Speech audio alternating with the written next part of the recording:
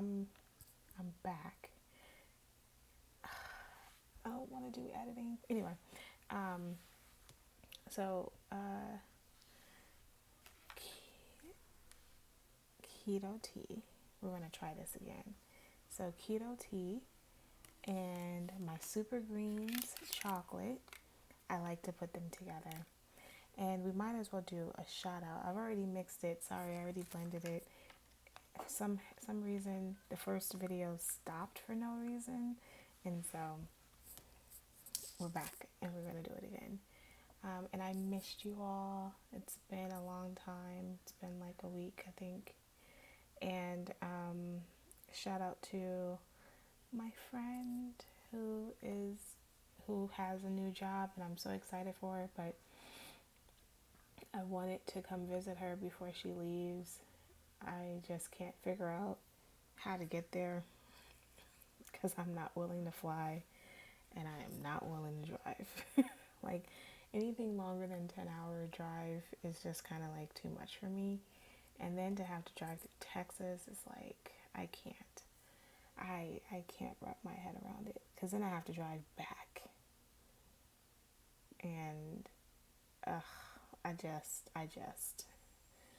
I can drive to Arizona or Mexico, like anything before Texas I'm cool with. But I really would just like to get on a flight. And then I try to look at the tickets if I was considering flying. I looked at the ticket prices and I was like, oh my gosh, the ticket prices increased. When did this happen? And I was just like, well, it's not meant to be because I am, even though I have a credit on my account, I just can't. And then I'm still not willing to fly anyway, because then I'd feel so guilty if somebody got sick. Let's see. What, so last night, so this is October 8th, so October 7th, we saw the debate between Kamala Harris and Mike Pence. And, I think I struggle with the fact that when I teach a class and I'm trying to explain, like, the guy's not being honest, because then people consider this being partisanship. And this is where we are right now, where you have one party who may not lie as much, who does normal political lie and normal political spin, versus another party who is bald-faced, I will say whatever and anything to get elected, lie as much as I breathe. And so it becomes almost partisan. People feel that it's partisan when you call them out and say, dude, you're lying. And it's like, I'm not trying to be partisan. I'm just tired of the ball-faced lie, right? And that's the thing that people get sick of. So Mike Pence last night, I mean, I was just like, this guy. Oh my gosh, this guy. Such a liar. And it's so frustrating to watch. And, the biggest takeaway that people keep talking about is how many times he interrupted her and how inconsiderate he was to the moderator and to Kamala. I'm going to be frank. And this shows you how prevalent it is.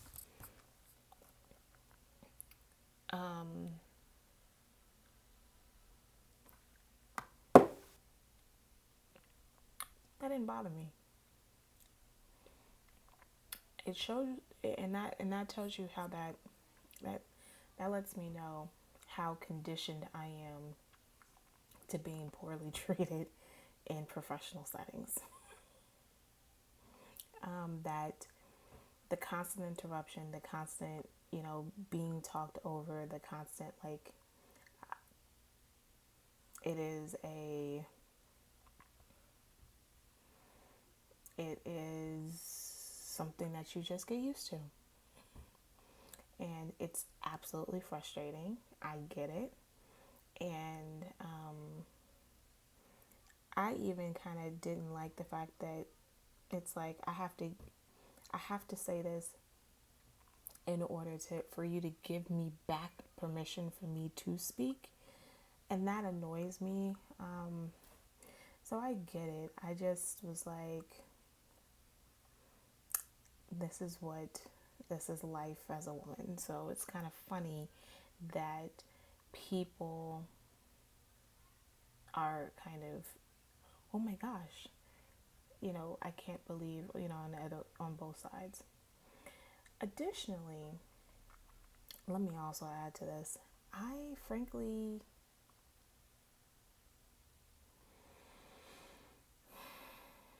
I don't know. I just, Michael Steele made a statement and said, he's like, I'm listening to these focus groups, and I don't see how any woman ever wins office because the level of male chauvinistic, they don't look at, when people say we look at merit alone, that's not true. You do not look at merit alone. You do figure race into it. You do figure gender into it, because that is who you have assumptions of who people are based on race and gender. And it would be nice if people just say, I don't want this person to have this position because they are black and female. Wouldn't that be freeing to say that? And then you can dive into, well, maybe that's not how I should behave. But the fact that you want to mask it in her mannerisms or mask it in, all these other, the way she speaks, then, the looks on her face, then what you're saying, then you're able to not confront the issue that I'm against her because of her race and because of her gender. And this is exactly why on California's ballot we have proposition, I want to pull it up here. We have proposition, Lord have mercy, okay.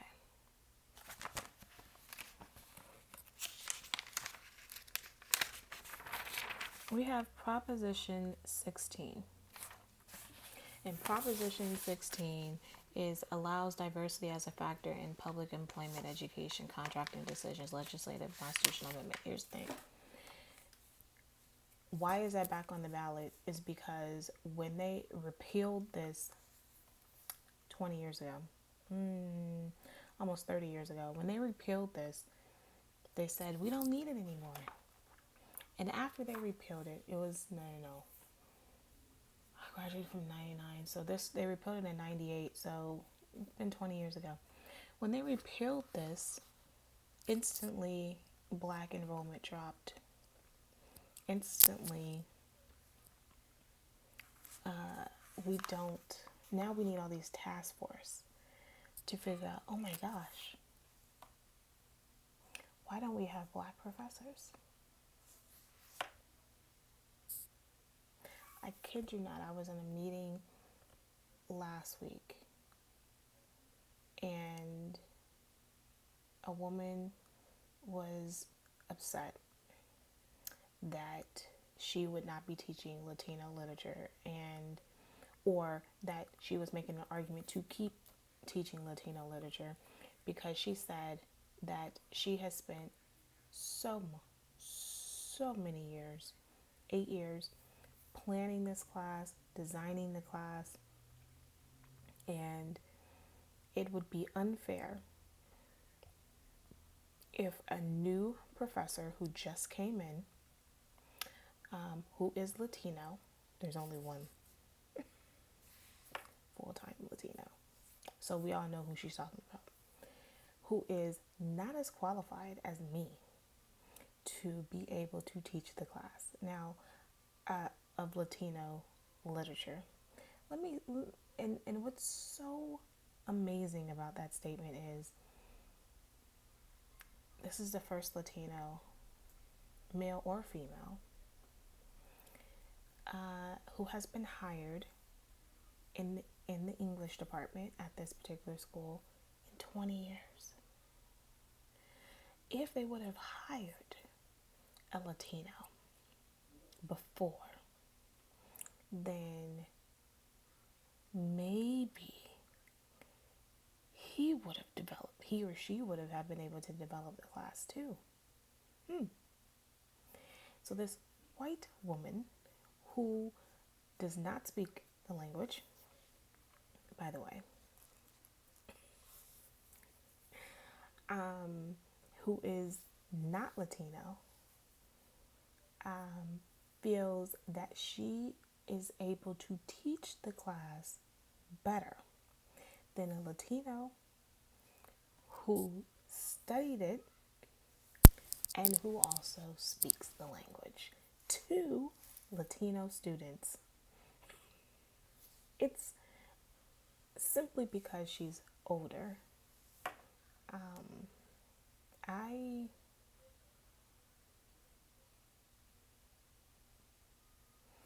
sat there and I said, wow. And, by the way, there are no black faculty.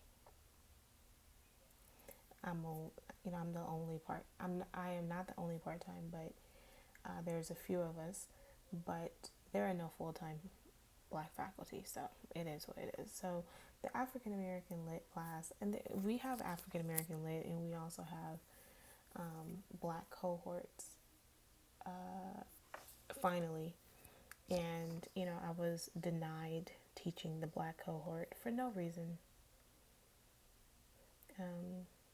That's just who the dean is. We actually, at another school, we actually had another fight over the same topic. And it was the same thing. It was a white woman who's like, I studied it. And Latino professors were like, so? No, you're not going to be teaching that class. I will be teaching the class. And, that same woman was like, I want to teach Black Lit. And it's like, no. There's only a handful of us on these college campuses because they have eliminated this concept that blacks and that race cannot be considered. We have been, definitely blacks have been rightfully unjustly harmed in the hiring process. Man, you think, the one thing that makes me, I try not to be bitter. I really am not. But I have to admit that I'm becoming better and better every semester because I think about how much money I make now.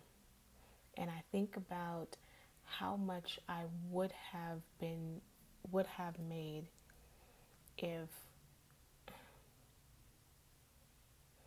all of the years that I've been overlooked and underappreciated.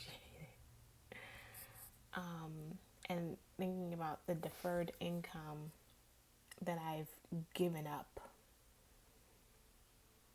because of implicit bias and the reason why I say that, and if you're going to say that I'm complaining, I'm going to explain to you that at one school alone, I have the highest retention rate in the department. I have more students who are willing to stay in my classes than anyone else and to successfully pass. The department chair doesn't even have, I have the highest retention rate than anybody by far. And I haven't had an interview within the department in 9 years because they have hired whites, majority white, over me. And it's frustrating. It's absolutely frustrating, especially when you're teaching majority Black and Latino students. And they have, and it's that's just one campus. I mean, at another campus, I had a retention rate in the middle of COVID-19 that was much higher. Over 80% of my students stayed and successfully completed the class, which that was unheard of in my department. So it's amazing, as well as even with my highest retention rate, I'm not even teaching English in the next semester. Somehow they're unable to find me a class, and I'm the highest seniority person. So it's a bit frustrating, and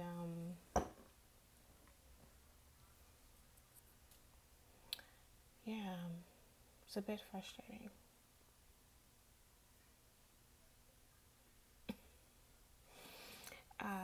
On the other and so additionally, I'm gonna even say at another campus, I actually had a student. Actually, had no. I actually had a.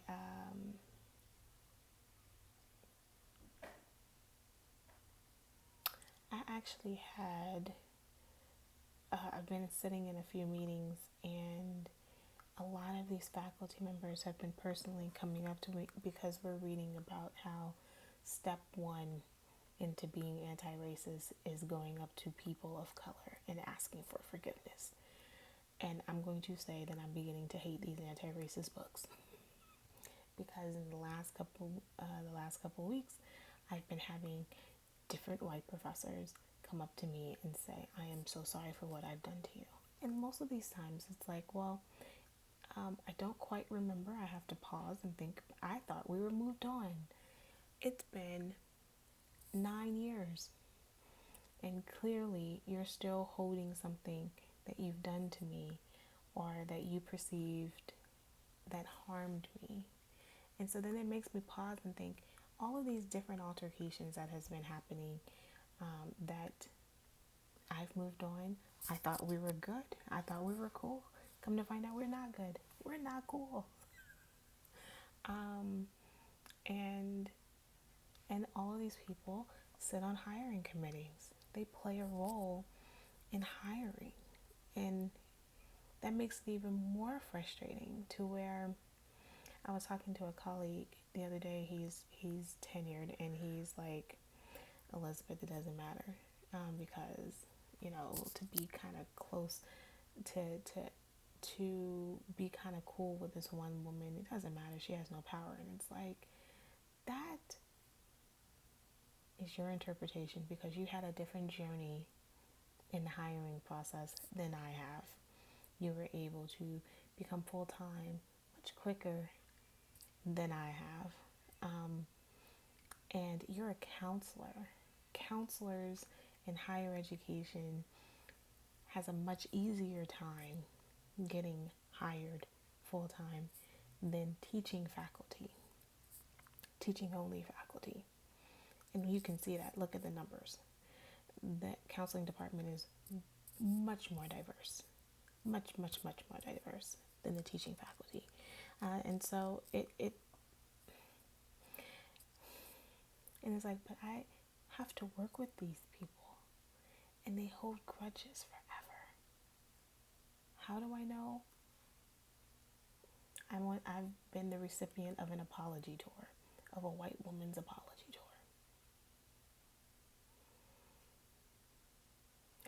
It's frustrating, and people don't want you to talk about it because they think that you're being, rude about it. And look, this is not about my income. I've gotten to the point. It's like, this is not an income issue per se. This is actually a fairness issue. I would like people to be fair. That's all. So the debate, I guess, triggered this conversation for me of fairness and equity. And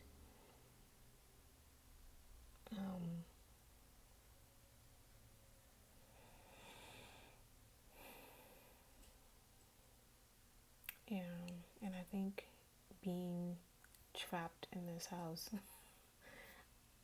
until June is going to be over a year trapped into this house, has really played a role with my mind. And so, yeah.